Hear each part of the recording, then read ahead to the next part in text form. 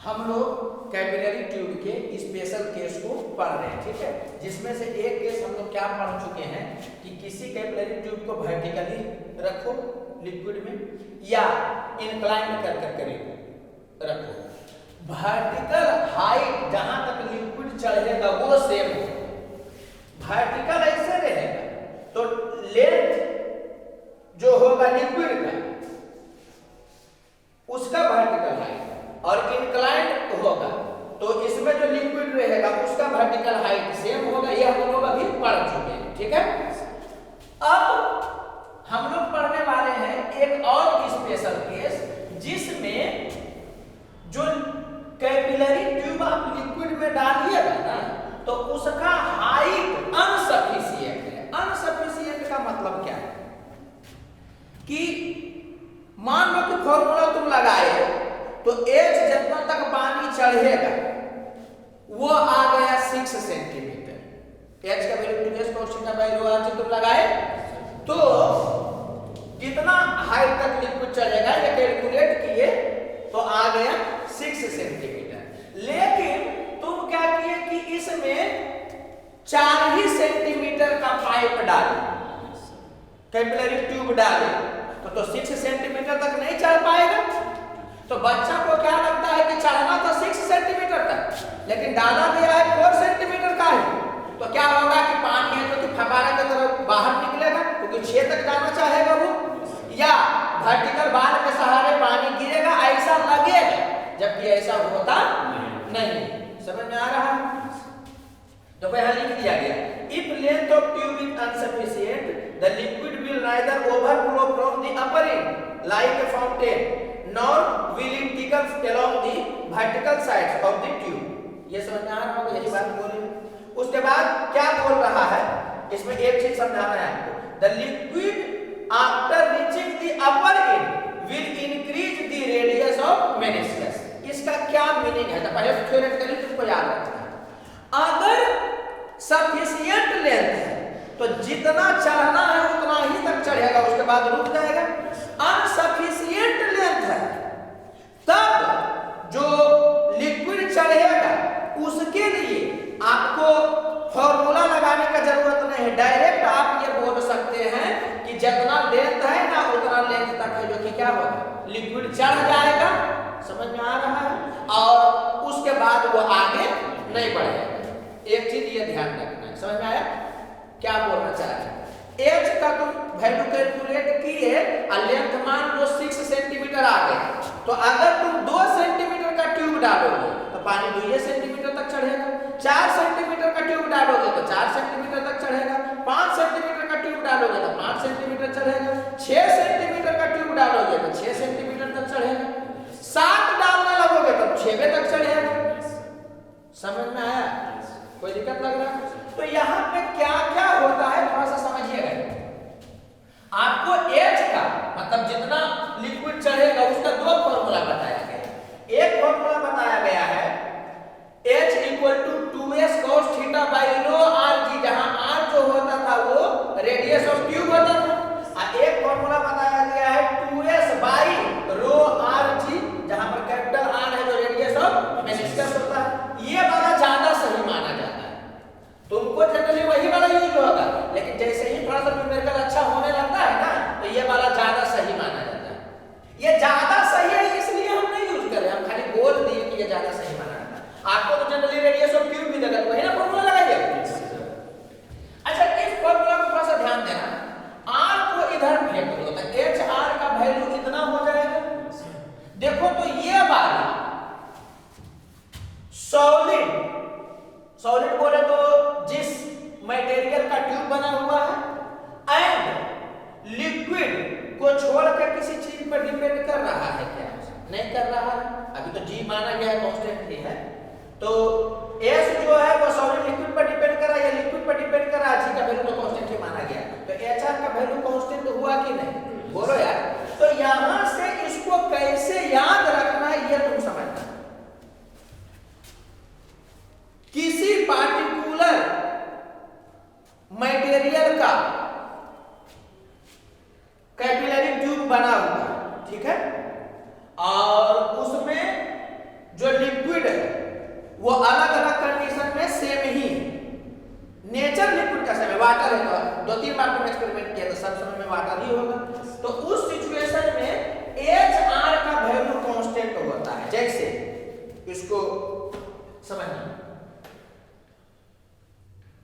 Length जो है वो तुम कर दिए 8 सेंटीमीटर और मान लो कि जो ओरिजिनल फॉर्मूला तुम लगाए उसके हिसाब से पानी चढ़ना है 6 सेंटीमीटर का, तो इसका कुछ ना कुछ रेडियस ऑफ मेनिस्कस होगा। और मान लो कि चढ़ना है 6 सेंटीमीटर और तुम हाइट डाले हो 4 सेंटीमीटर ही, तो लिक्विड का जो एच होगा वो तो 4 सेंटीमीटर होगा, 6 तो जा नहीं सकता है। तो उस सिचुएशन में रेडियस ऑफ मेनिस्कस कुछ होगा। तो अनसफिशिएंट में जितना पानी चढ़ा है इनटू उस समय का रेडियस ऑफ मेनिस्कस, समझ आ रहा है कि नहीं, वो बराबर होगा जो सफिशिएंट होता तब पानी चढ़ता इनटू उस समय के रेडियस ऑफ मेनिस्कस के। एच आर का वैल्यू कांस्टेंट रहता है, चाहे सफिशिएंट लेंथ हो ट्यूब का चाहे अनसफिशिएंट लेंथ। समझ में आया? अच्छा एक बात और समझना, अभी तक हम लोग जो पढ़ रहे थे उसमें अनसफिशिएंट का चर्चा नहीं किए थे। तो आप पढ़े थे रेडियस ऑफ मेनिस्कस बराबर होता है small r by cos theta के। समझ आ रहा है कि नहीं? तो ये वाला कब तक वैलिड है? जब तक सफिशिएंट लेंथ मिलेगा। अगर अनसफिशिएंट लेंथ मिलेगा तो radius of meniscus equal to small r by cos theta आप नहीं लगा सकते। समझ में आया? तो अनसफिशिएंट लेंथ रहेगा तब रेडियस ऑफ मेनिस्कस कितना होगा वो कैलकुलेट करने के लिए हम इसका सहारा लेंगे। ठीक है? और यहां बोलने से क्लियर नहीं होगा, यहां से क्लियर होगा। एग्जांपल से जब गुजारेंगे ना तो क्लियर होगा। रेडियस ऑफ मेनिस्कस अनसफिशिएंट लेंथ में कितना होगा ये किसी एग्जाम में नहीं पूछा है, वो पूछबे करेगा। समझ में आया? जेईई में केवल यही दिया है डायरेक्ट कि एच आर का वैल्यू कांस्टेंट होगा या एच बाई आर का वैल्यू कांस्टेंट होगा, इस ढंग से करके तो याद रहेगा, तो तड़ाक से मार देगा आदमी। लेकिन न्यूमेरिकली कि अनसफिशिएंट लेंथ है तो बताओ कि रेडियस ऑफ मेनिस्कस कितना होगा, ये नहीं पूछा है कोई एग्जाम। तो पूछेगा एकदम ठीक से कि पूछेगा। ये वाला जो क्वेश्चन है ना ये बताने के बाद आया, तो वैसे सब टाइप हम बता दे। वहां पर बैठोगे तो एकदम 100% तुमको देखा हुआ ही टाइप मिलेगा, खाली डाटा मतलब हो जाएगा वो अलग बात।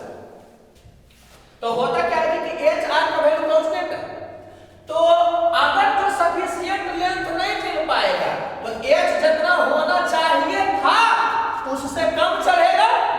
इसका मतलब क्या हो गया कि रेडियस ऑफ मेनिस्कस जितना होना चाहिए था उससे ज्यादा होगा, तभी तो मल्टीप्लिकेशन कांस्टेंट होगा। बोलो यार। तो अगर इस दोनों का कंपैरिजन तुम करो तो अगर सफिशिएंट लेंथ होता ट्यूब का तो इतना हाई तक चलता, लेकिन सफिशिएंट ना इतना ही चढ़ा, तो इसके रिस्पेक्ट में यहां पर एच का वैल्यू कम ना हो गया जी। तब तो हर हालत में इसके रिस्पेक्ट में यहां पर रेडियस ऑफ मेनिस्कस ज्यादा होगा। यहां देखो कोई दिक्कत लग रहा है? अच्छा एक चीज और फील करना, रेडियस ज्यादा जैसे जैसे होगा ना तो कोई भी चीज फ्लैट होते जाता है और कंप्लीटली जब वो प्लेन हो जाएगा तब रेडियस इंफिनिटी हो जाता है। प्लेन सरफेस का रेडियस इंफिनिटी होता है जी। या अगर एक दो जगह और बोले होंगे एक बार फिर से बोल दे रहे, जितना कर्व रहेगा रेडियस ऑफ दैट सरफेस, चाहे वो मेनिस्कस रहे चाहे कुछ रहे, वो कम होगा। और जैसे जैसे रेडियस बढ़ेगा ये वाला खुलते जाएगा। समझ में आया? और एकदम फ्लैट हो जाएगा तो रेडियस कितना हो जाएगा? इंफिनिटी। बोलो यार। तो ये समझ में आ रहा है कि इससे कम कर्व यहां पर होना चाहिए। रेडियस ज्यादा होता है तो कर्व कम होगा। हो सकता है किसी दिन तुमको डायग्राम भी देने के बोले कौन सा डायग्राम सही है, कोई दिक्कत लग रहा है? तो यही बात तो यहां लिखा गया, the liquid after reaching the upper and will increase the radius of meniscus. मतलब क्या होता है ना कि शुरू में रेडियस ऑफ मेनिस्कस कांस्टेंट रहेगा, एच का वैल्यू बढ़ेगा बढ़ेगा बढ़ेगा, और जब एच यहां पर पहुंच जाए और एच नहीं बढ़ सकता तो रेडियस ऑफ मेनिस्कस बढ़ना स्टार्ट होता है। समझ में आया? तो चाह रहे हैं। मान लो फॉर्मूला से कैलकुलेट तुम किए तो h का वैल्यू 6 सेंटीमीटर आया। इसका मतलब क्या हुआ कि नॉर्मल केस में 6 सेंटीमीटर तक लिक्विड चढ़ेगा और तुम क्या है कि 2 सेंटीमीटर का ही ट्यूब डाले। तो ये समझ में आया कि 2 सेंटीमीटर तक कुछ चढ़ा जाएगा, उससे ज्यादा नहीं चढ़ेगा। 3 डालोगे तो 3 तक चढ़ेगा, 4 डालोगे तो 4 तक चढ़ेगा। माने अनसफिशिएंट अगर है तो जितना लेंथ का तुम ट्यूब डालोगे ना उतना पर वो चढ़ जाएगा। पता कैसे चलेगा सफिशिएंट है कि अनसफिशिएंट है? तो पहले फॉर्मूला से तुम h कितना होना चाहिए वो कैलकुलेट करो। अगर ट्यूब का लेंथ उससे ज्यादा तो सफिशिएंट लेंथ है उसका, और ट्यूब का लेंथ उससे कम है तो अनसफिशिएंट है। कोई दिक्कत लग रहा है? नहीं ना लग रहा है? ठीक है, समझ में आया ना कि अगर अनसफिशिएंट रहेगा तो कितना हाइट तक पानी चढ़ेगा, पानी या लिक्विड कितना हाइट तक चढ़ेगा बताओ तो? जितना ट्यूब का लेंथ होगा। बोलो यार, समझ रहे हो? अब एग्जांपल से बोलो ना, क्लियर हो जाएगा। दिया हुआ है डेंसिटी ऑफ लिक्विड 1000 kg पर मीटर क्यूब है। s का वैल्यू दिया हुआ है, r का वैल्यू दिया हुआ है, एंगल ऑफ कांटेक्ट दिया हुआ है। सबको यूज करोगे फॉर्मूला में असाइनमेंट में, ठीक है? तो कह रहा है कि रेडियस ऑफ मेनिस्कस बताइए। If length of tube is this, second में length of tube is this. बात समझना, अगर ये नहीं देता, सीधे ये डाटा देता, बोलता रेडियस ऑफ मेनिस्कस बताइए, तो ये बात समझ में आ रहा है कि डायरेक्ट आप फॉर्मूला मारते क्या, small r by cos theta. कोई दिक्कत लग रहा है? लेंथ का चर्चा नहीं करेगा तब आप क्या मानिएगा कि जो लेंथ होगा ट्यूब का वो सफिशिएंट है। बोलो यार, तो उसमें डायरेक्ट आप मारिएगा small r by cos theta होता है रेडियस ऑफ मेनिस्कस। कोई दिक्कत लग रहा है? लेकिन लेंथ जब देगा तब पहले आप कैलकुलेट करिएगा कि सफिशिएंट लेंथ है कि नहीं। ये सवाल पूछा तो बड़ा बवाल सवाल माना जाएगा लेवल 1 के लिए। समझ में आया? तो यहां लेंथ ऑफ ट्यूब की चर्चा कर दिया तो आप small r by cos theta एक बार में नहीं मारिएगा। बोलो यार, तो पहले कैलकुलेट करो तो h का वैल्यू तो कितना हो जाएगा, 2s का वैल्यू ऐसा में है कि नहीं है, cos थीटा 1/2 बाई रो, ऐसा में कितना हो गया r 0.1 into 10 to the power -3। कोई दिक्कत लग रहा है क्या? सब ऐसा पुट हो जाए, g का वैल्यू 10, कोई दिक्कत नहीं लग रहा होगा। तो इसको कैलकुलेट पहले करो, तो इससे ये वाला पार्ट कैंसिल हो जाएगा, इससे ये वाला खत्म हो जाएगा, इससे ये खत्म हो जाएगा, यही ना हुआ जी? तो कितना आ गया 0.05 मीटर। सब ऐसा कितना यूज किया, 0.05 मीटर बोले तो 5 सेंटीमीटर। तो ये क्या बोल रहा है कि 5 सेंटीमीटर तक पानी चढ़ना चाहेगा अगर उसको मौका मिला तो। कोई दिक्कत लग रहा है? यहां पर दिया हुआ है कि लेंथ ऑफ ट्यूब जो है कितना है, 12 सेंटीमीटर। तो उसको सफिशिएंट लेंथ मिला कि नहीं मिला? मिला। तब फिर कोई दिमाग नहीं लगाना है। रेडियस ऑफ मेनिस्कस कितना होगा, तो small r by cos theta. कोई दिक्कत लग रहा है? एक बार फिर से रिमाइंड कर दे रहे हैं, लेंथ का चर्चा नहीं करेगा तो मानेंगे कि लेंथ जितना चाहिए उतना है। बोलो यार, तो r का वैल्यू कितना हो गया, 0.1 millimetre divided by cos 60 degree, तो 1/2 बोले तो 0.2 मिलीमीटर। कोई दिक्कत लग रहा है? ठीक है, सेकंड केस में कैसे डील करेंगे समझना बात। लेंथ दिया है 4 सेंटीमीटर, ये सफिशिएंट है या नहीं? नहीं। लिक्विड चलना चाह रहा है 5 सेंटीमीटर तक और दिया है 4 सेंटीमीटर। तो अगर इसमें पूछा कि लिक्विड कितना हाइट तक चढ़ेगा, तुम्हारा आंसर क्या होगा? 4 सेंटीमीटर। जहां तक मौका मिलेगा पूछा रहा है चढ़ना, लेकिन चाहने से क्या होगा? बात समझ में आया कि इसमें अनसफिशिएंट लेंथ है, सब तुमको कौन हेल्प करेगा? तो ये वाला हेल्प करेगा या ये वाला हेल्प करेगा। समझ में आया? तो ये भी आप याद रखिएगा जी, क्योंकि यूज होगा। समझ आ रहा है ना? बोलो यार, तो अब यूज करिए, तो R का वैल्यू कितना हो जाएगा, तुम ये भी याद रखोगे तो कंप्लीट हो जाएगा बात। तो R का वैल्यू कितना हो जाएगा बताओ तो 2s by rho h g हो जाएगा। कोई दिक्कत लग रहा है क्या? लेकिन ये समझना है कि इसमें h 5 सेंटीमीटर नहीं पुट होगा, 4 सेंटीमीटर पुट होगा, क्योंकि इनसफिशिएंट लेंथ में उतना ही ना है जी। अरे फॉर्मूला में h है क्या, जितना हाइट तक लिक्विड चढ़ा, तो जब सफिशिएंट लेंथ मिल जाएगा तो फॉर्मूला से जितना आएगा उतने लिक्विड चढ़ेगा, ट्यूब का लेंथ चढ़ जाएगा नहीं। लेकिन अब सफिशिएंट लेंथ रहेगा तब लिक्विड कितना चढ़ेगा, तो जो ट्यूब का लेंथ है। तो ये समझ में आ रहा है कि यहाँ पर h के जगह पर क्या पुट करोगे 4 सेंटीमीटर। कोई दिक्कत लग रहा है? तो ये बराबर होगा 2 और s का वैल्यू देख लीजिए 0.05।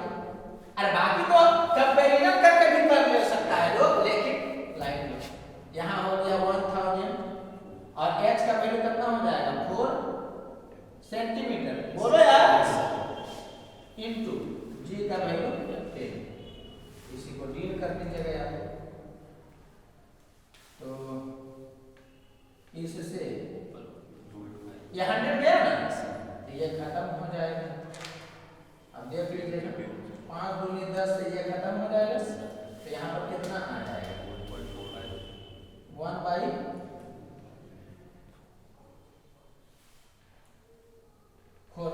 कितना ही ना जाएगा मीटर।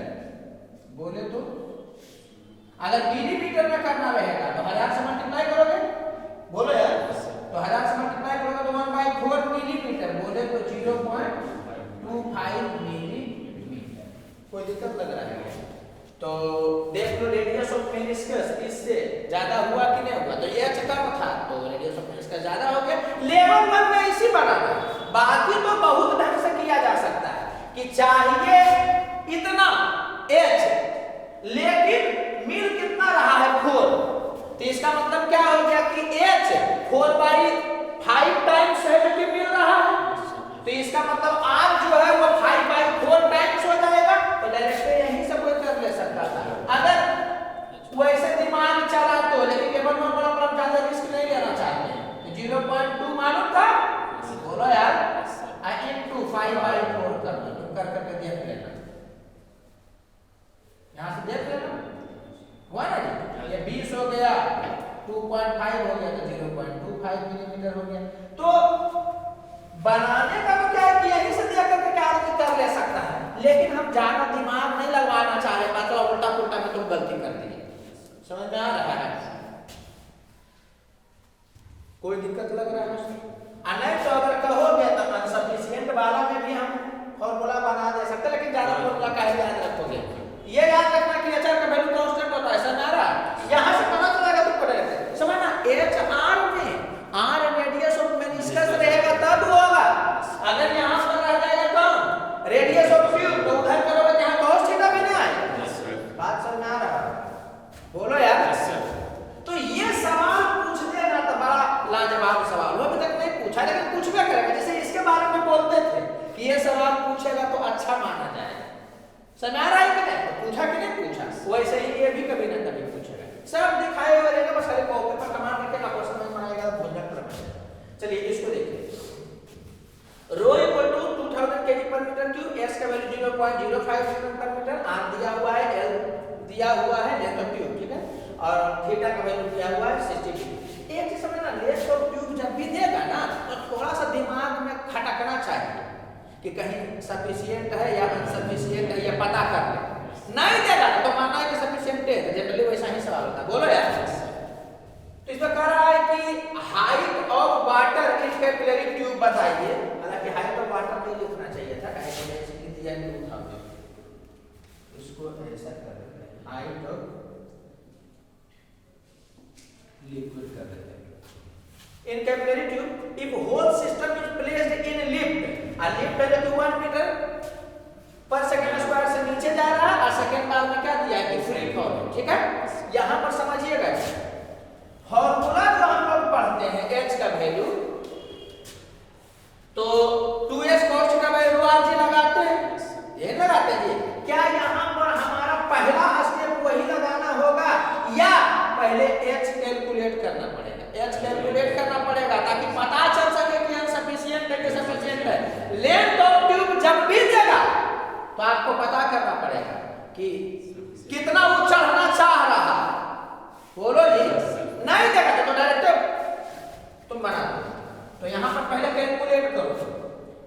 एच का वैल्यू कितना हो जाएगा, वो कितना चढ़ना चाहेगा, समझ आ रहा है कि नहीं। यहाँ पर ऐसे भी कर सकते हो, एच एक्सपेक्टेड लिख देते हैं कि इतना एक्सपेक्ट हम लोग कर रहे हैं, ठीक है।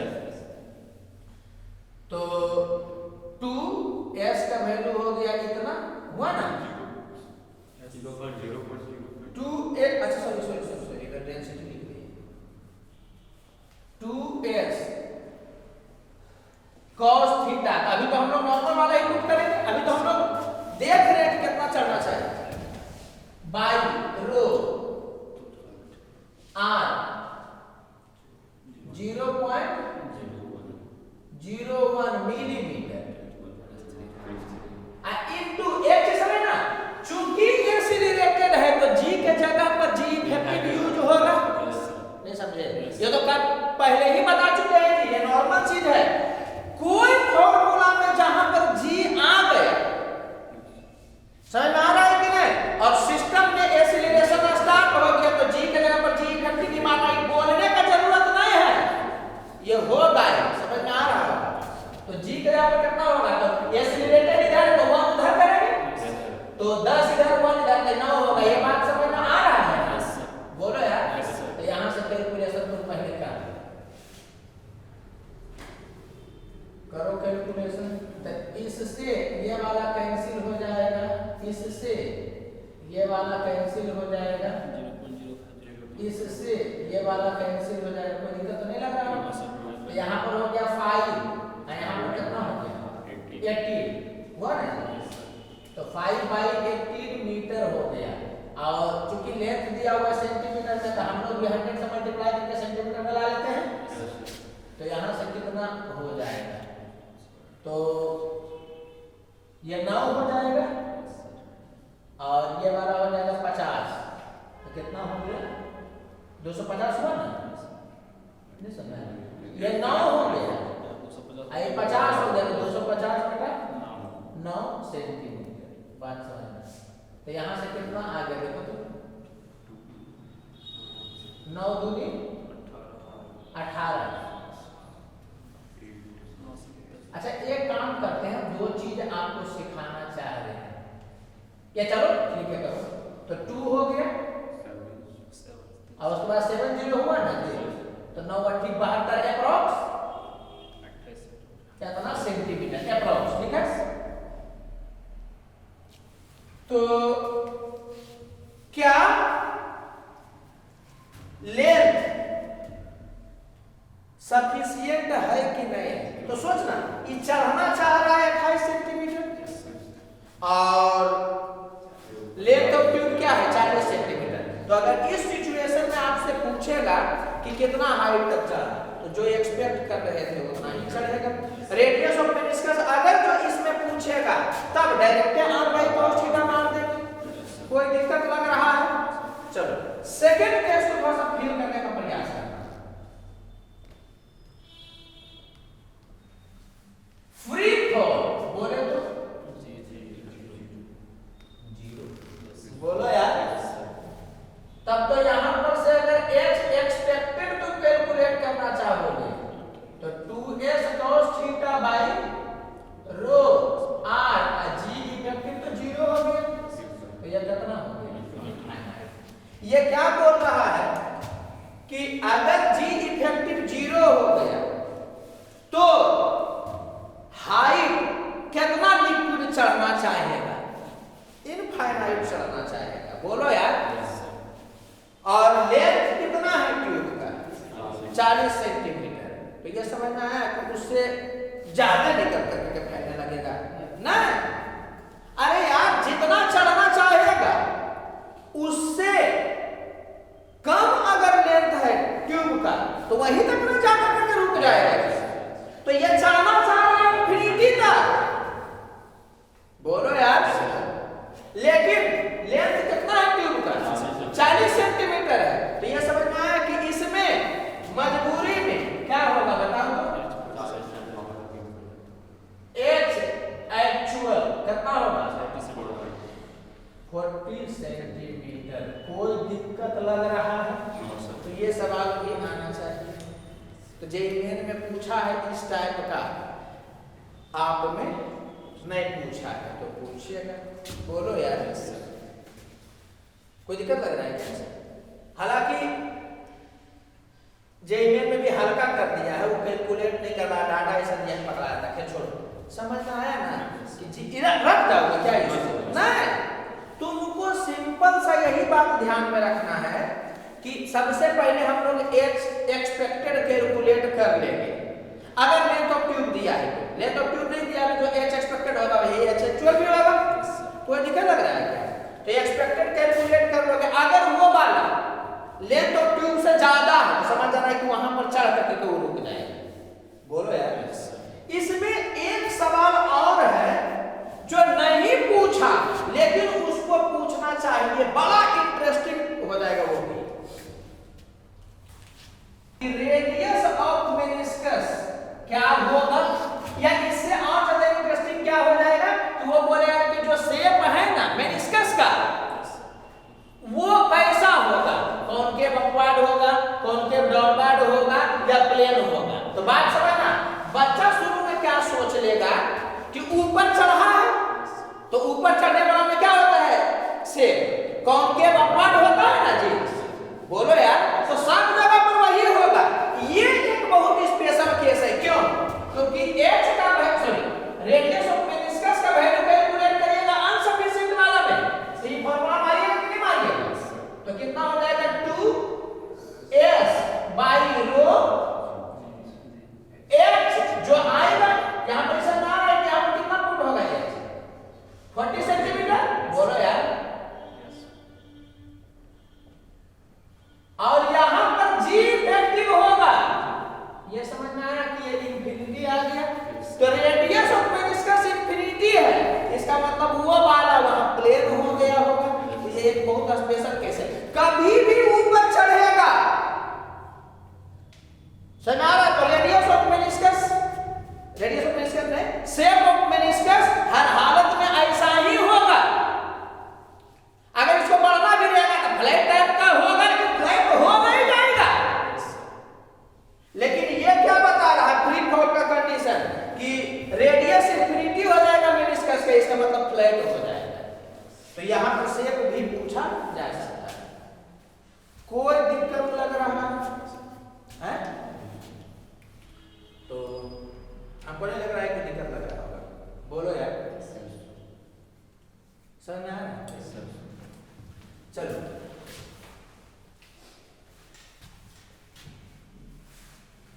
एक क्या है कि आपसे पूछ सकता है कि मास कितना चढ़ा है कैपिलरी ट्यूब में, तो ये बताने का जरूरत क्यों पड़ता है? बात समझना। बच्चा को लगता है कि हाइट ज्यादा होगा तो मास क्या होगा, ज्यादा होगा, ज्यादा चढ़ा है, ऐसा बच्चा को लगता है। तो वो वाला कब तक सही है? जब तक एक ही ट्यूब का बात करोगे। अगर अलग अलग रेडियस का तुम बात करो तब मास उस ट्यूब में ज्यादा होगा जिसमें हाइट ज्यादा होगा, ऐसा जरूरी नहीं।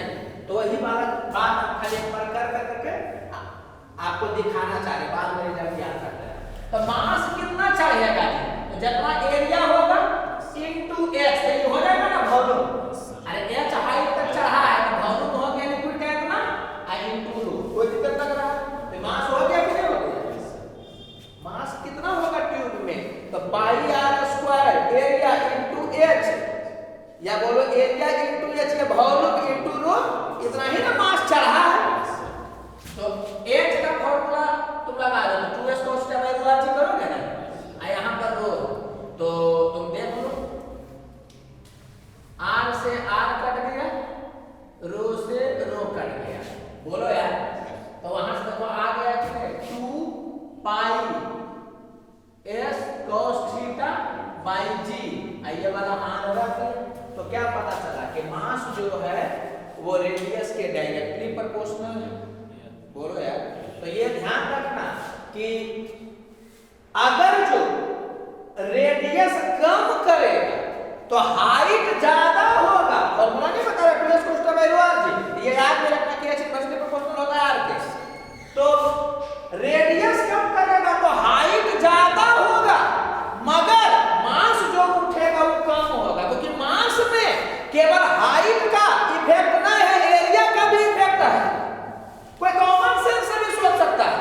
कि मास जो है वो एरिया इनटू हाइट के प्रोपोर्शनल है, तो रेडियस को कम करिएगा तो ये वाला बढ़ेगा उतना टाइम्स से, लेकिन ये वाला है क्या कि 1 ये r स्क्वायर ना है जी, तो r स्क्वायर के हिसाब से घटेगा, तो ओवरऑल यही वाला इफेक्ट होगा।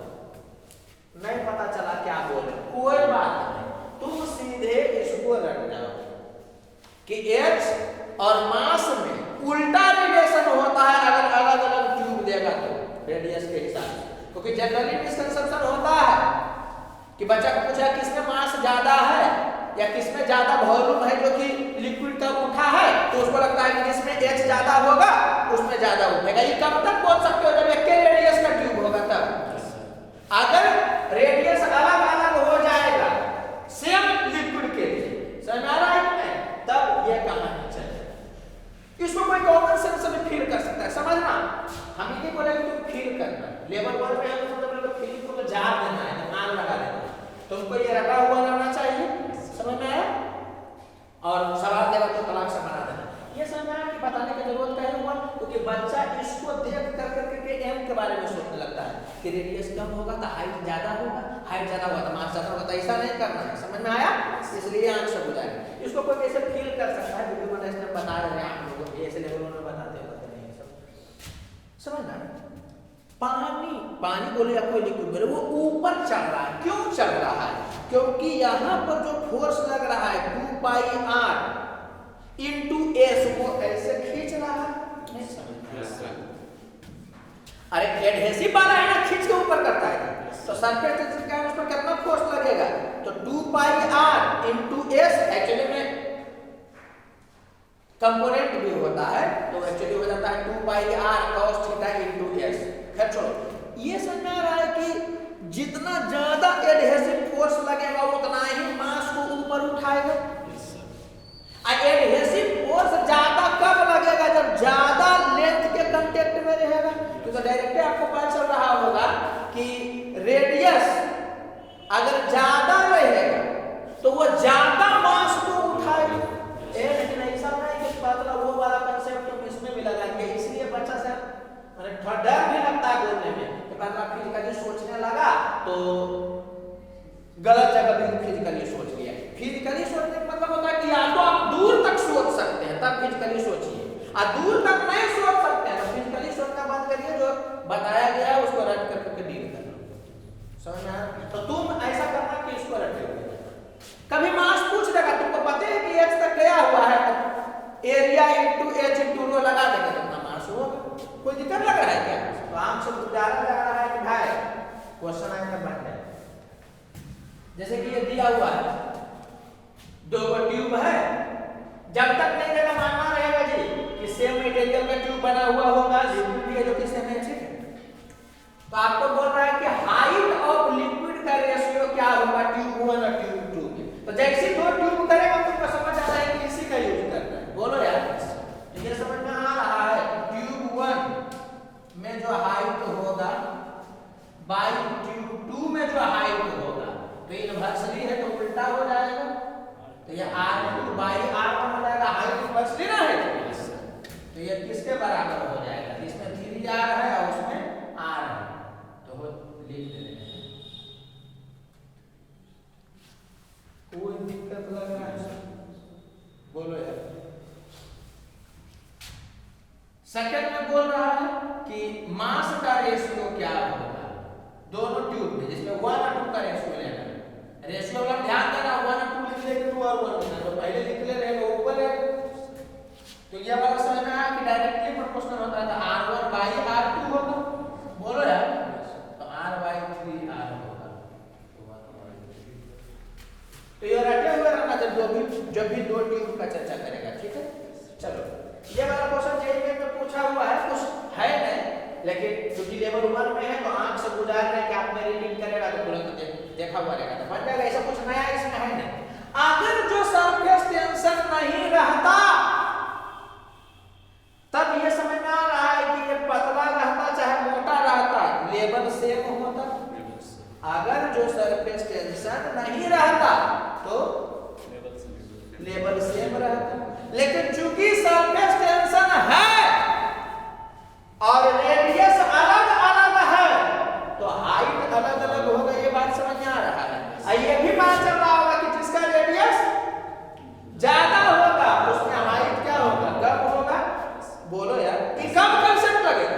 जब सरफेस टेंशन रहेगा तब, सरफेस टेंशन नहीं रहेगा तो डायरेक्ट हो जाएगा बराबर।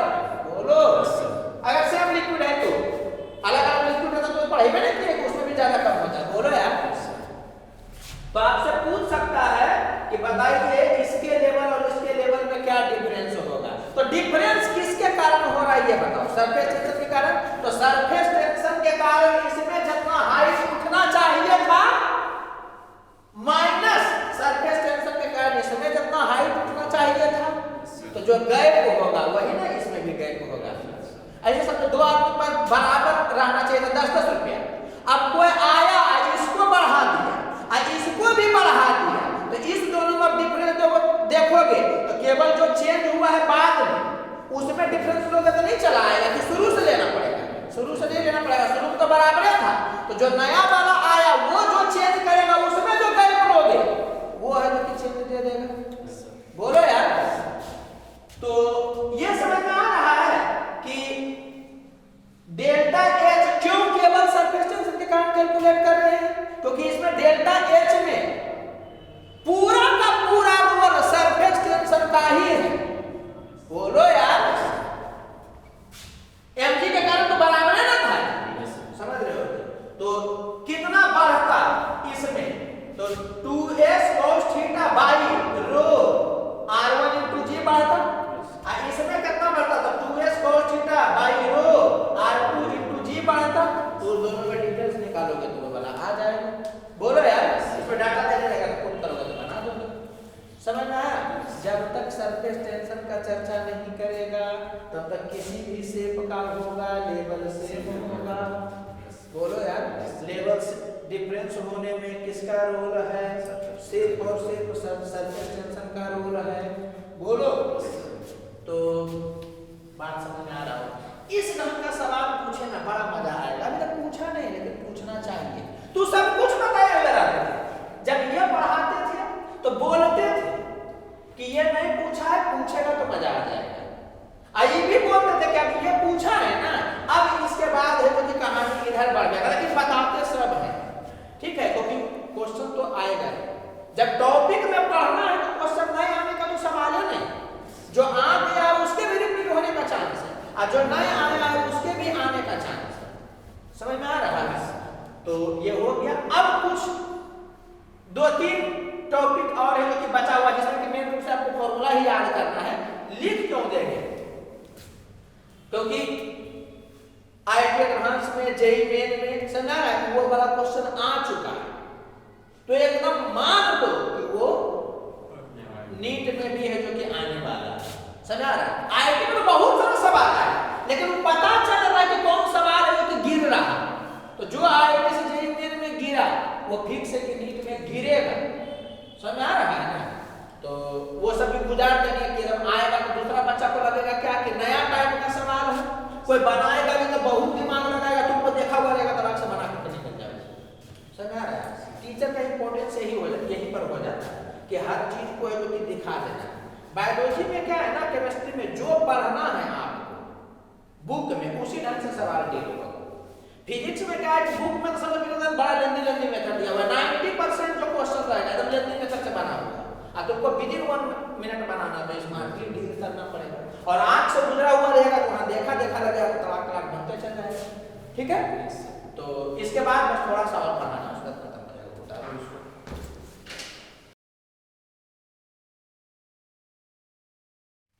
अब कुछ इंपॉर्टेंट रिजल्ट बता देते हैं जिसको आप डायरेक्टली याद किए हुए रहिएगा। सवाल आएगा आपको रिजल्ट याद रहेगा, डायरेक्ट पुट करिएगा, आंसर चलाएगा। समझ आ रहा है कि एक क्वेश्चन का टाइप होता है कि 2 प्लेट के बीच में कुछ लिक्विड रखा हुआ है। 2 प्लेट के बीच में क्या है, कुछ लिक्विड रखा हुआ है। ठीक है। तो होता क्या है ना कि शेप जो लिक्विड होता है उसका इस ढंग से होता है। तो ये समझ में आ रहा होगा कि ये भी एयर के कांटेक्ट में है तो इसका प्रेशर P0 है, एटमॉस्फेरिक प्रेशर। तो यहाँ भी प्रेशर P0 होगा। तो ये समझ में आ रहा होगा कि चूंकि शेप ऐसा है तो इसके अंदर में प्रेशर कम होगा। ये तो समझ में आ रहा होगा आपको। कोई दिक्कत लग रहा है क्या? एक तो रिजल्ट ही याद रखना है कि 2 प्लेट के बीच में अगर लिक्विड को रखिएगा ना और खींचने का प्रयास करिएगा तो शेप ऐसा हो जाएगा। समझ में आ रहा है कि नहीं?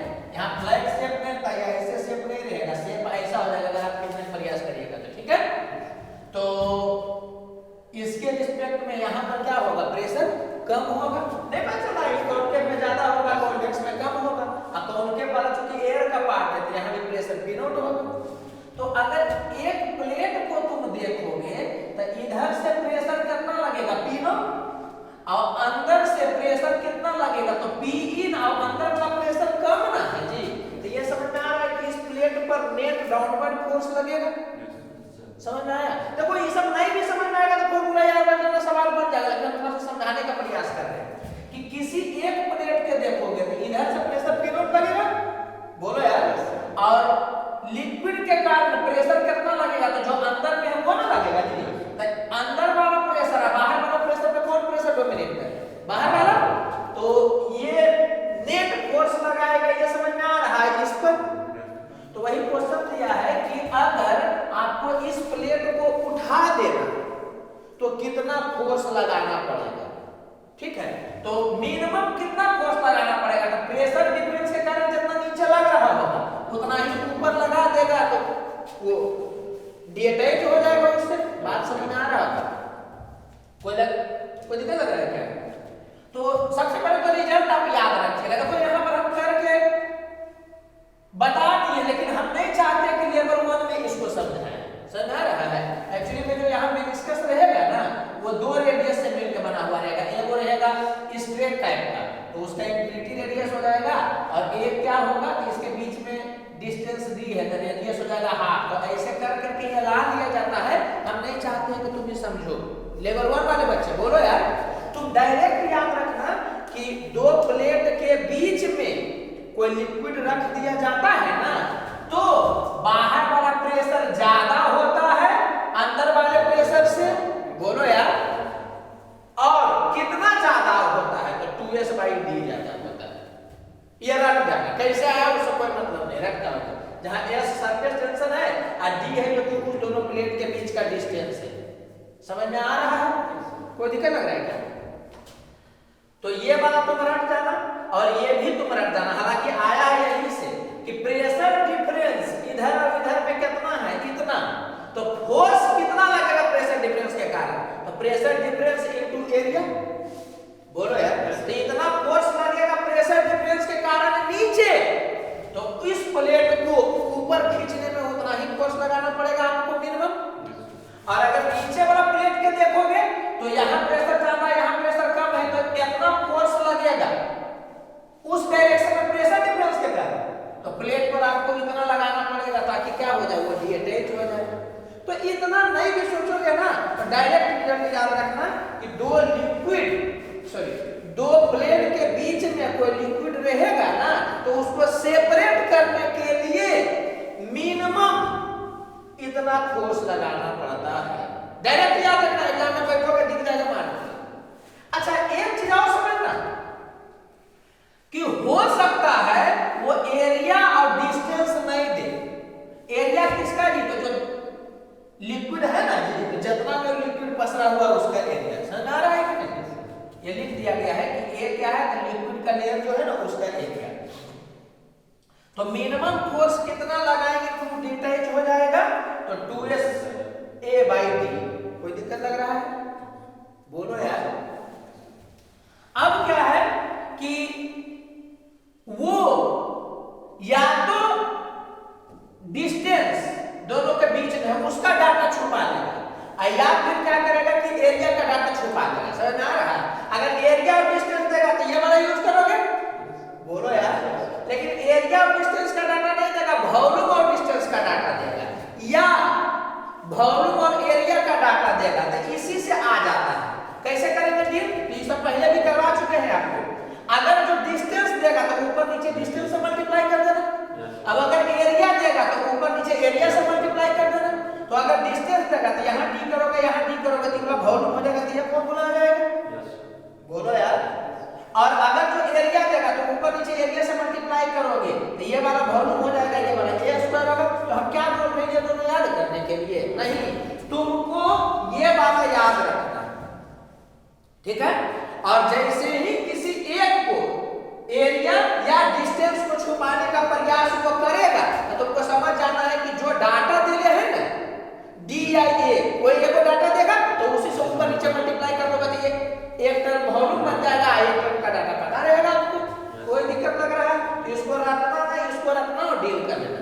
ओके, जो क्वेश्चन दिया हुआ है कि if between two plane surface, actually होना चाहिए टू प्लेन सरफेसेस,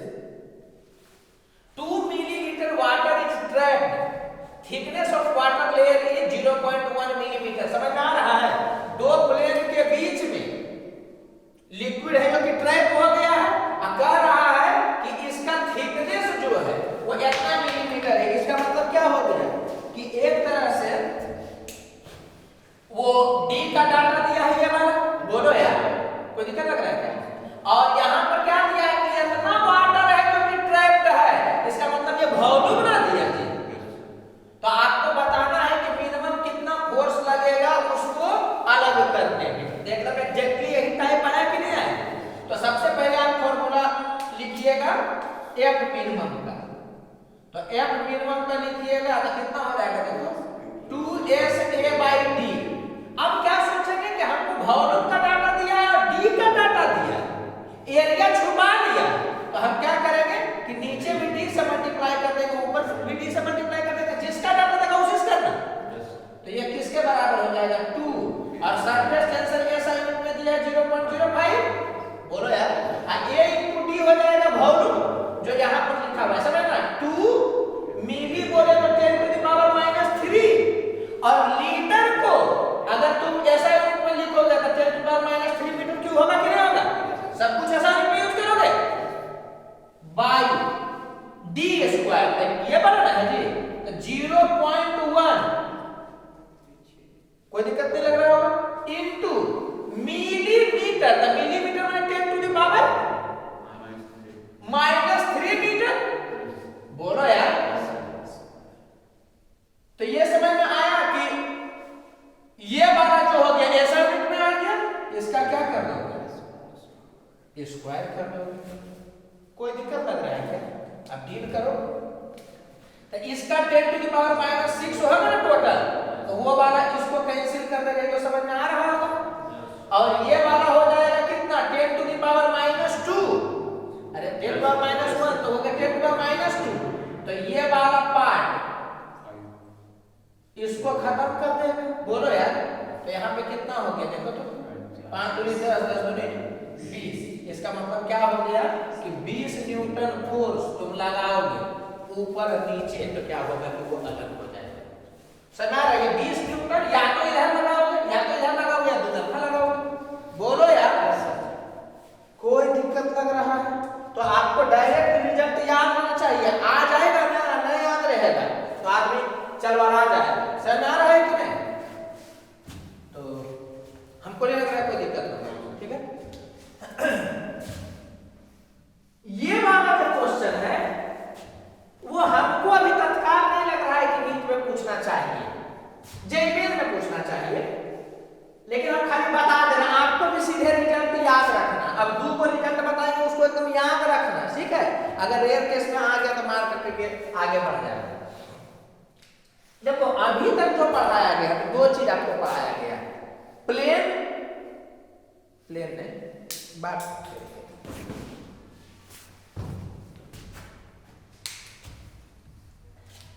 जो ट्यूब होता था वो वर्टिकल होता था। बोलो यार और थ्रू आउट जो रेडियस होता था ट्यूब का वो सेम होता था। ये तो समझ में आ रहा होगा। तो H कितना उठेगा उसका फॉर्मूला पढ़ लिए थे। और ट्यूब का रेडियस अगर सेम है सब जगह पर सिलिंड्रिकल और उसको इंक्लाइन भी कर देंगे तो वर्टिकल उतना ही हाइट तक जाएगा, ये बता दिए थे।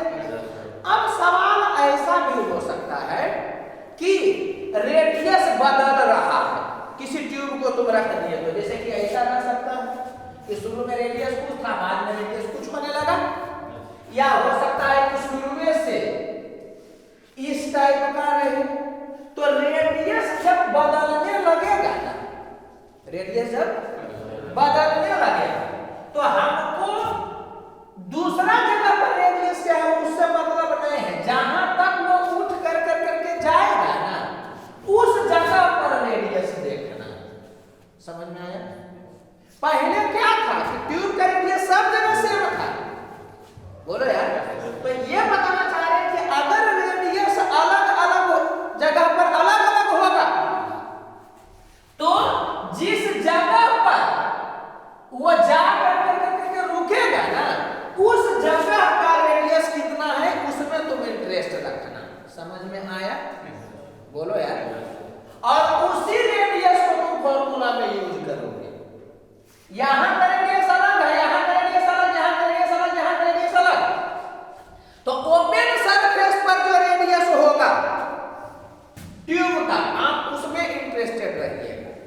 दिक्कत लग रहा है? और ये ध्यान रखना कि अगर ट्यूब का वाल जो है वो वर्टिकल से अल्फा एंगल बना रहा है, ट्यूब का वाल वर्टिकल से कितना एंगल बना रहा है? अल्फा एंगल बना रहा है। तो फॉर्मूला में जो 2s cos थीटा पढ़ते थे ना, वो अब कितना हो जाएगा? 2s cos theta plus alpha. यहाँ अल्फा क्या है? तो ट्यूब वर्टिकल, ट्यूब का वाल वर्टिकल से कितना एंगल बनेगा? बोलो यार, कोई दिक्कत लग रहा है क्या? तो ये वाला ध्यान रखिएगा, ठीक है? अरे फॉर्मूला पहले क्या पढ़ते थे? 2s cos theta by rho RG. अब क्या हो जाएगा? 2s cos theta plus alpha. तो अल्फा क्या है? तो ये वाला वाल जो है ट्यूब का, वो वर्टिकल से कितना एंगल बना रहा है वो वाला, बोलो यार। और r क्या है यहाँ पर? रेडियस। तो ओपन सरफेस जहां रहेगा वहां पर ट्यूब का रेडियस क्या होगा? कोई दिक्कत लग रहा है क्या? समझ आ रहा है ना? तो डायरेक्ट याद रखिएगा, पूछेगा तो बना दीजिएगा, कोई दिक्कत लग रहा है? जैसे कि आईआईटी में एक बार सवाल इस टाइप का पूछा है, खाली देख लीजिए, बिना पेन उठाइए आप बना सकते हैं, खाली आप रिजल्ट याद ये वाला रह जाएगा। तो आप आईआईटी वाला ने ऐसा सवाल पूछा है कि कंटेनर का शेप जो है वो ऐसा है, ऐसा है, ठीक है? तो बोल रहा है कि कितना हाइट तक पानी चढ़ेगा।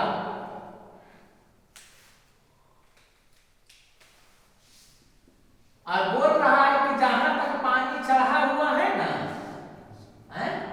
जहां तक पानी चढ़ा हुआ है उस जगह पर ट्यूब का रेडियस जो है कितना है? b है। ये क्वेश्चन को सेट किए हुए हैं, ठीक है? ये आईआईटी में क्वेश्चन पूछे हुए हैं कि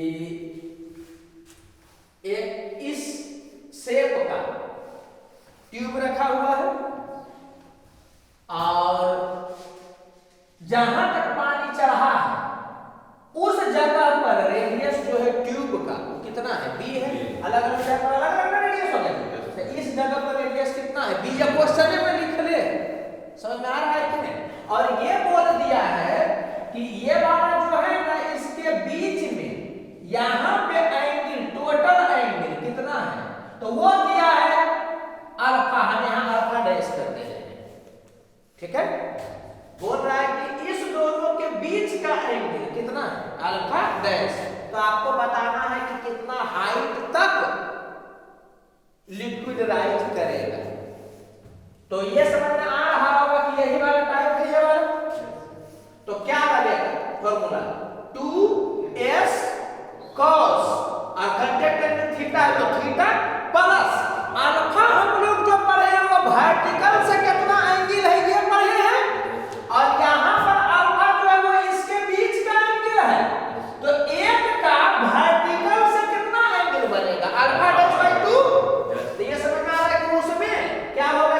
2s cos theta plus alpha dash by 2, क्योंकि अल्फा हम वर्टिकल से एंगल लिए और वहां पर एक टोटल एंगल दिया है। ये समझ में आ रहा है ना जी कि वर्टिकल से एंगल है वो कितना बनाएगा?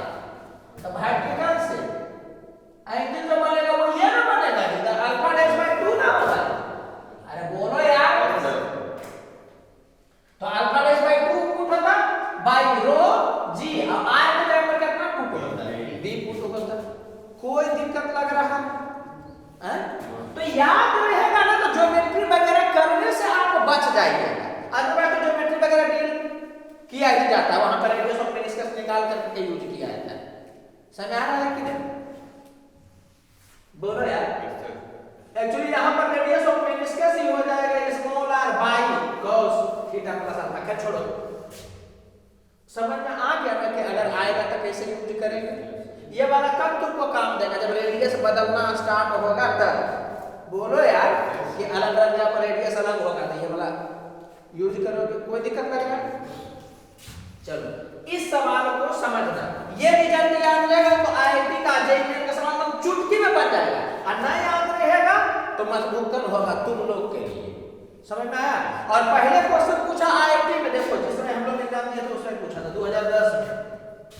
उसके बाद एकदम इसी टाइप को रिपीट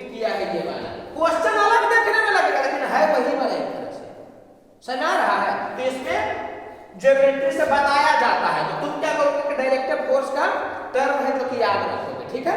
इसमें क्या बताया जा रहा है कि कोई स्फेयर, ठीक है, जो एकदम पूरा स्फेरिकली कंप्लीट नहीं है, उसका कुछ भाग अटैच है किसी होल से या किसी सरफेस से अटैच है। अरे ये पूरा स्फेयर नहीं है, स्फेयर है, लेकिन यहाँ पर कुछ भाग जो है वो किसी सरफेस से अटैच है, ठीक है। या ऐसे तुम समझ लो कि यहाँ पर कुछ होल रहता, अब ऊपर में क्या है कि लिक्विड है, तो क्या होगा कि उससे बूंद बूंद टाइप का पानी नीचे गिरता है कि नहीं जनरल, तो मान लो कि एक ड्रॉप है जो स्फेरिकल शेप का ले लिया है और अब गिरने को है, ठीक है। इसको रटोगे कैसे, एक स्फेयर जिसका नीचे में कुछ पार्ट किसी सरफेस से या तो अटैच है, अरे बोलो यार, या किसी ओरिफिस का भाग है, समझ में आया। तो उस सिचुएशन में क्या होता है पहले समझना चाहिए। मान लो कि यह बबल क्या है, बबल, तो इस पर बायोन्सी फोर्स ऊपर लगेगा कि नहीं लगेगा। एमजी तो तुम नेगलेक्ट कर सकते हो क्योंकि बबल जब गिरता है तो मास उसका बहुत कम होता है, तो इस पर बायोन्सी फोर्स ऊपर लगेगा कि नहीं लगेगा, तो लगेगा, तो ये ऊपर उठना चाहेगा, लेकिन बोल रहा है कि इसका नीचे का कुछ पार्ट जो है ना इस सरफेस से अटैच है। अरे बोलो जी, तो ये समझ आ रहा है कि जब ये उठना चाहेगा तो सरफेस टेंशन के कारण इसके सरफेस पर ऐसे ऐसे फोर्स लगेगा और सब जगह पर लगेगा ऐसे ऐसे फोर्स, तो नेट नीचे फोर्स लगेगा।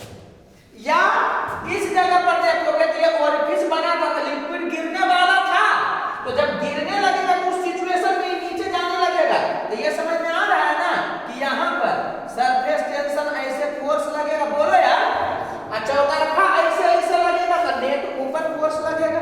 हम क्या बोलना चाह रहे हैं, कोई स्फेयर का कुछ पार्ट या तो ओरिफिस का हिस्सा हो, बोलो जी, या किसी सरफेस से अटैच होगा, तो उस पर सरफेस टेंशन के कारण इतना फोर्स लगता है जो रटे रहता है 2πr²s/R, जहां पर r क्या है, तो जो ओरिफिस है ना उसका रेडियस, बोलो यार, या किसी सरफेस से अटैच है उसका रेडियस, समझ में आया। और कैपिटल R क्या है, तो उस स्फेयर का रेडियस या उस बबल का रेडियस ही रख ले रहे हैं। कोई स्फेयर किसी ओरिफिस से क्या हुआ है कि लिक्विड निकल रहा है ना, किसी होल से लिक्विड निकल के गिरना चाहेगा ना, तो पहले क्या करेगा कि सरफेस टेंशन उस पर फोर्स लगेगा, नेट ऊपर का डायरेक्शन, या बबल वगैरह अगर अटैच चलेगा ऊपर जाना चाहेगा तो ये ऊपर जाना चाहेगा, यहाँ पर सरफेस टेंशन का नीचे का डायरेक्शन में फोर्स लगेगा, तो कितना फोर्स लगेगा, तो इतना फोर्स लगेगा 2πr²s/R, किसके कारण, सरफेस टेंशन के कारण। ओके बोलो यार, ठीक। अब तुम क्वेश्चन को पढ़ो, देखना कितना आसानी से डील हो जाएगा। ये ध्यान रखना चाहिए कि इसका जो रेडियस होगा वो कैपिटल R से क्या माना गया, बहुत कम माना गया, तो देता ही है बहुत कम। क्वेश्चन में क्या है समझ दिया है कि एक आई ड्रॉपर है, यहाँ देखते हो रबर का एक बना हुआ था जिसको दबाते हो तो आंख में मेडिसिन है जो गिरता है, बोलो यार। तो शुरू में क्या होता है कि उस आई ड्रॉपर वाला में लिक्विड रहता है, रहता है नहीं रहता है। अब क्या है, उसको दबाओगे तो ये समझ आ रहा है कि लिक्विड बूंद की तरह बन करके तो उससे गिरता है, समझ आ रहा है। तो क्वेश्चन दिया है कि आई ड्रॉपर है जिसका रेडियस है जो कि इतना मीटर है, और इसमें जो लिक्विड भरा हुआ है उसका डेंसिटी इतना है, इसमें जो लिक्विड है उसका सरफेस टेंशन इतना है 0.11 न्यूटन पर मीटर, ठीक है। तो वो बोल रहा है कि जो ड्रॉप उससे गिरेगा, समझ आ रहा है कि नहीं, उसका रेडियस कितना होगा, पूरा वो कहानी को लिख दिया है। अरे बोलो यार, तो यहां से कहना नहीं, ये ड्रॉप इससे गिरेगा, इसका मतलब है कि इसके कारण, उस होल के कारण जो सरफेस टेंशन लगेगा उसके ऊपर में, उस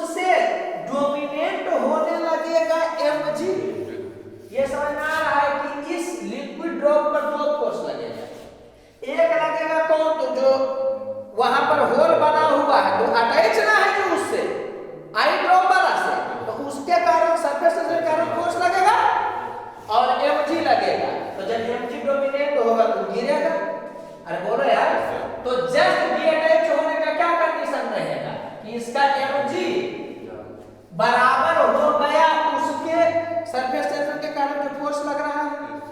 बोलो यार, तो सरफेस टेंशन के कारण कितना फोर्स लगता है तो याद रखिएगा यार। बोलो F सरफेस टेंशन के कारण कितना होगा, तो ये वाला होगा, ये बराबर होगा 2 pi small r square s by capital R। इतना फोर्स सरफेस टेंशन लगा रहा होगा तो उससे जस्ट बड़ा mg होगा तो नीचे गिर जाएगा, तो हम अप्रॉक्स बराबर कर देते सवाल को डील कर लेते। होना चाहिए mg को ज्यादा तब ना गिरेगा जी, लेकिन न्यूमेरिकल बन में तो बराबर करके बना दे रहे हैं क्योंकि लेवल 1 में उससे ज्यादा दिमाग हमने लगाना चाहिए। तो ये कैसे बनेगा, तो चूंकि हमको m नहीं दिया है इस लिक्विड का तो हमको क्या करना पड़ेगा, उसको वॉल्यूम इनटू डेंसिटी में करना पड़ेगा। बोलो यार, तो यहां से हो जाएगा 2 पाई r square s by capital R, इसको क्या लिखोगे 4/3 पाई r क्यूब इनटू रो इनटू g। तो आपको निकालना क्या है, रेडियस ऑफ ड्रॉप, मैंने कैपिटल R को निकालना है, तो बाकी को इधर फेंक दीजिए। तो ये तो समझ में आ रहा होगा कि इससे ये वाला 2 बार में कट जाएगा। तो यहाँ पे डाटा पुट करिए, स्मॉल r का वैल्यू 5 × 10⁻⁴ है, तो 25 × 10⁻⁻8 हो जाएगा। और सरफेस टेंशन का वैल्यू कितना है 0.11, तो इसको हम लोग लिखते हैं 11 × 10⁻², लिखेंगे ना, बाई r को इधर फेंक दोगे। बोलो यार, इसको इधर फेंकोगे तो ये समझ में आ रहा है कि 3 ऊपर चल जाएगा हैं, और इसको इस डायरेक्शन में कर दीजिएगा। कितना होगा बताओ तो 2 रो का वैल्यू 1000 और g का वैल्यू 10, इस पर पावर 1/4 होगा तो आ जाएगा। समझ आ रहा है ना। अब इसका कैलकुलेशन करना है, तो आईटी में टाइम देता है, ठीक है, तो कैलकुलेशन कर लिया जाएगा। और क्या कैसे कैसे होगा, तो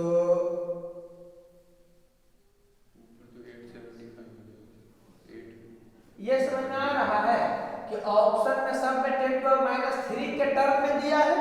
इसका मतलब क्या हो गया कि 10⁻12 यहाँ पर बना देते हैं ताकि 10⁻³ बाहर निकल जाए। तो ये हो गया 8, ये कितना हो गया 2, तो -10 हो गया, तो 2 को और ऊपर कर दोगे, यही ना जी, तो 2 को और ऊपर कर दोगे तो हो जाएगा 10⁻12। तो ये वाला पार्ट और ये वाला पार्ट को हम लोग पकड़ लिए, तो वो बाहर निकल करके 10⁻³ वाले जोन में चला जाएगा। अब उसको देख लीजिए आप, तो यहाँ पे है 25, तो इससे 4 बार में कट जाएगा, कटेगा ना, तो 25 से 4 बार में ये कट जाएगा। 4.3 आ रहा है। अच्छा ठीक है, जो भी है, तो ये कितना हो जाएगा 33/8, तो 33/8 तो कितना हो जाएगा 8.10 हो गया, तो 1 हुआ ना जी, फिर 20 हुआ तो 2, यही ना होगा जी, पर पावर 1/4 होगा कि नहीं होगा। और यहाँ पर तो 10⁻³ आइए गया, यही वाला r के बराबर होगा, कोई दिक्कत लग रहा है क्या। अब इसी को डील कर लीजिएगा। तो ये तो होने का सवाल नहीं है, तो क्यों नहीं होने का सवाल है बताओ तो, काहे कि 3 पर पावर 4 करोगे तो इससे तो बहुत ज्यादा टाइम आ जाएगा।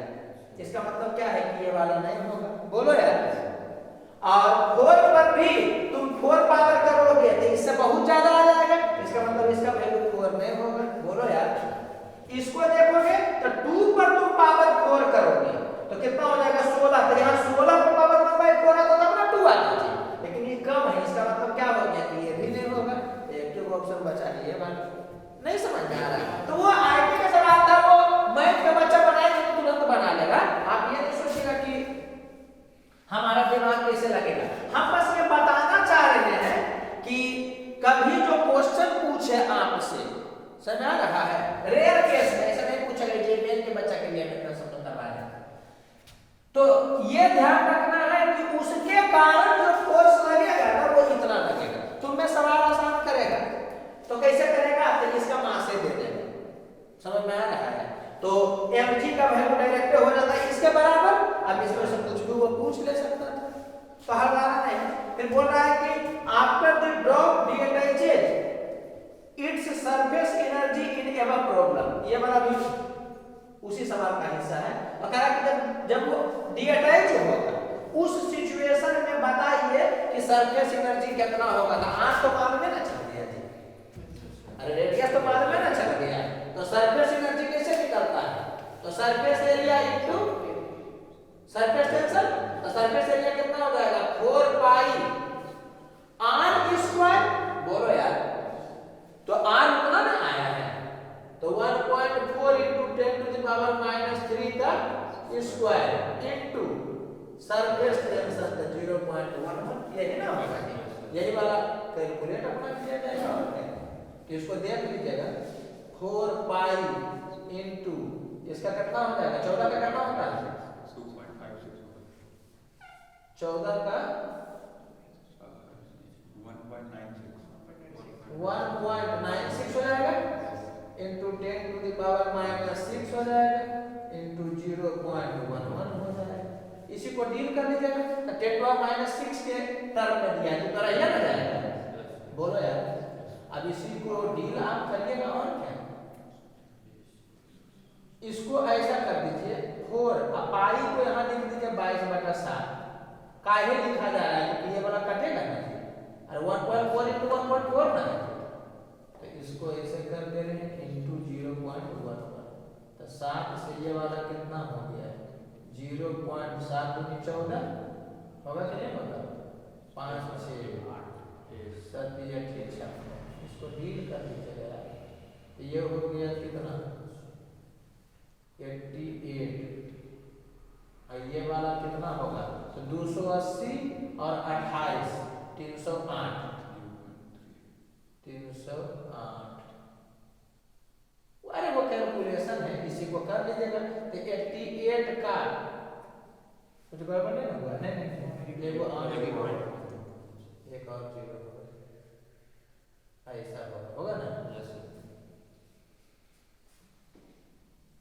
0.0308, तो इसी को कर दीजिएगा। और क्या, तो ये वाला कितना होगा जी, 10 से मल्टीप्लाई करके 10 से डिवाइड करिए, तो ये हो गया 1.8 और उसका 1/3 टाइम का, तो 1.8 का 1/3 टाइम का कौन है, ये वाला 87 का 27 का 81 होगा ना, तो यही वाला हो जाएगा। कोई दिक्कत नहीं लगना चाहिए मैथ के बच्चा को, बाकी तो आपको खाली ऐसे ही बता रहे हैं, अब आना नहीं, ये वाला खाली याद रखिएगा, ठीक है। जैसे कि जेईई मेन में सवाल पूछेगा तो कैलकुलेशन कब कर पाएगा, तो बहुत आसानी से कर जाएगा। तो दिया हुआ है कि the value of r just before the bubble D attach की, अच्छा ये बोल क्या रहा है ना जी, क्वेश्चन को छोड़ दीजिए, क्वेश्चन में बोल रहा था कि एक एयर बबल है, ठीक है, जिसका रेडियस क्या है कैपिटल r, समझ आ रहा है, और ये वाला जो बबल है वो जस्ट यहां से डी अटैच हुआ, ठीक है, तो वो किस सिचुएशन में डी अटैच होगा, इस पर फोर्स देखना है। तो एक तो इस पर बायोंसी लगेगा, एक इसमें एयर है तो एमजी लगेगा, बोलो यार, एक क्या है कि जब डी अटैच होने लगेगा तो यहां पर सरफेस टेंशन का नेट फोर्स नीचे लगेगा ना जी, तो ये तो समझ में आ रहा होगा आपको कि ये वाला क्या है, एयर बबल है, तो एफजी तो हम लोग नेगलेक्ट ही कर देंगे, तो इसका मतलब क्या हो गया कि इस पर दो फोर्स लगेगा, एक जो बायोंसी लगेगा डिस्प्लेस्ड लिक्विड के कारण, और एक जो सरफेस टेंशन के कारण नीचे लगेगा। तो जस्ट डी अटैच कब होगा, जब बायोंसी बराबर हो जाएगा सरफेस टेंशन के कारण लगने वाले फोर्स की, बोलो यार। तो सरफेस टेंशन के कारण नीचे कितना फोर्स लगेगा, कितना लगेगा, लगा कि नहीं लगेगा, तो 2 पाई r स्क्वायर s, यहां सरफेस टेंशन को t दिया, यहां t देंगे बाई कैपिटल R कितना नीचे लगेगा, और वो वाला किसके बराबर होगा, बायोंसी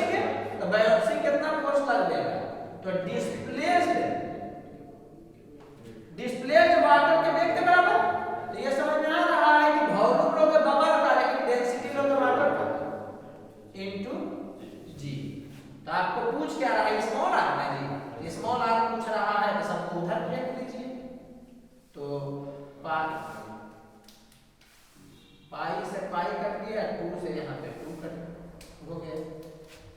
तो आर स्क्वायर का वैल्यू कितना हो जाएगा, उधर फेंको तो 2/3 r to the power 4 rho w g है ना होगा जी। यहाँ से आएगा तो नीचे में हो जाएगा t, कोई दिक्कत नहीं होना चाहिए।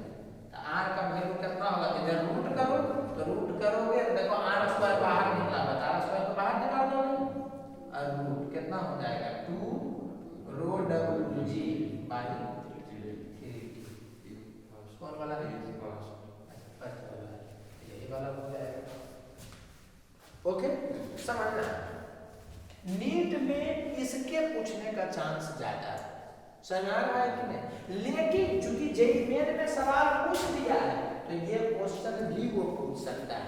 अब बस याद इतनी रखना है कि अगर जो सरफेस पर वो सटा हुआ है स्फीयर जिसका आर रेडियस वाला भाग है जो उससे अटैच है, या होल है जिससे कोई लिक्विड वगैरह है जो कि गिरने को समझ आ रहा है कि नहीं, तो सरफेस टेंशन के कारण अपना फोर्स लगता है, बाकी जो दूसरा फोर्स लगेगा उसके हिसाब से देख लेंगे हम लोग। बोलो यार, तो इसको एक बार घर पर देखिएगा ना तो डील हो जाएगा आराम से। चूंकि एडवांस का सवाल था, थोड़ा सा कैलकुलेशन करवाया तो वो करवाता है, इसको जेईई में कैलकुलेशन नहीं ना करवाया, तो जेईई में कम कैलकुलेशन करवाता है। एडवांस में क्या है, तू कैलकुलेशन करवाएगा तो स्मार्टली डील करना होता है, समझ में आ रहा है कि नहीं। तो मेडिकल का बच्चा हो जाएगा तो जान रहे हैं कि इसको देखे होंगे तो थोड़ा सा फ्रस्ट्रेशन टाइप का चढ़ गया होगा, तो उतना नहीं सोचना है। ये जेईई में आ चुका है जी, तो नीट में भी आने का चांस है। देख लो 2010 में ये वाला पूछा है, इसी टाइप का देखो 2014 में पूछा जेईई, समझ आ रहा है कि नहीं। तो अब उसी टाइप का किसमें पूछेगा, नीट में। आज नहीं पूछेगा, जरूरी नहीं है कल पूछे परसों पूछे, मैंने किसी साल पूछे लेकिन पूछेगा वो जरूर। और जिसको ये याद रहेगा वो तलाक से चुटकी में बना देगा, अब आंख से गुजरा हुआ रहेगा तो और आसानी से बन जाएगा। बोलो यार, कोई दिक्कत लग रहा है क्या, तुम्हारे लिए सबसे इंपॉर्टेंट इसमें ये था, ठीक है। लेकिन ये भी याद रखना, ठीक है। ये कैसे याद रखना वो बताया ना जी, कि अल्फा कहाँ से आएंगे, अल्फा कहाँ से है, फ्रॉम वर्टिकल, समझ आ रहा है कि माने वाल का जो एंगल है वो वर्टिकल से कितना है तो अल्फा मानते हैं, समझ आ रहा है। और कौन सा रेडियस यहाँ पर पुट करेंगे, तो जो सबसे ऊपर में रहेगा वो। तो इस का अभी तक आया नहीं है, समझ आ रहा है कि नहीं। आप लोग को आता है क्या, तो जो सेम रेडियस का घर में देखिएगा ना तो समझ में आ जाएगा। इसमें थोड़ा कैलकुलेशन में फ्रस्ट्रेशन लगेगा, क्योंकि तुम मेडिकल के बच्चे हो, तो हड़बड़ाना नहीं, तुमको कैलकुलेशन टाइप का नहीं आएगा, आएगा आसान टाइप का, ठीक है।